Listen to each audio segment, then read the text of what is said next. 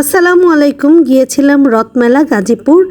তো চিন্তা করলাম যে একটু ভিড় এড়ানোর জন্য রাতের বেলা যাই। এখন দেখি সবাই আমার চেয়ে আরও বেশি বুদ্ধিমান, রাতের বেলায় ভিড় বেশি। তো নিজে নিজে কোনো বুদ্ধি করলে হয় না। আর এটা হচ্ছে রথ, এটা ধরে টান দেয়।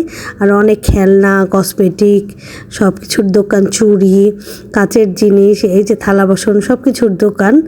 তো যার যার ইচ্ছা মতো সবাই নিচ্ছে। আসলে মেলায় আসার উদ্দেশ্য হচ্ছে ঘোরাঘুরি, এটাই মেনলি। কিন্তু দেখা যায় যে কিছু না নিলে খারাপ লাগে। ফুচকা আর অনেক খাওয়ার আইটেম, তো এখানে কিছুই খাওয়া আসলে হয় নাই।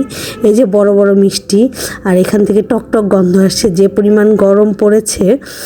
আর এরপরে সবাই বাচ্চারা রাইডে উঠতে চলে গেল, আর বাপ মেয়ে তো আমাকে ছেড়েই আগে আগে যাচ্ছে। আর এই পাশে ভূতের বাড়ি, আর রাতের বেলা যদি ভূতের বাড়ি ঢুকে সেক্ষেত্রে অবস্থা তো খুব খারাপ। তো ঘোরাঘুরি করে চলে আসলাম। আর এই যে প্লেট, বাটি আর কিছু প্রয়োজনীয় জিনিস কিনলাম।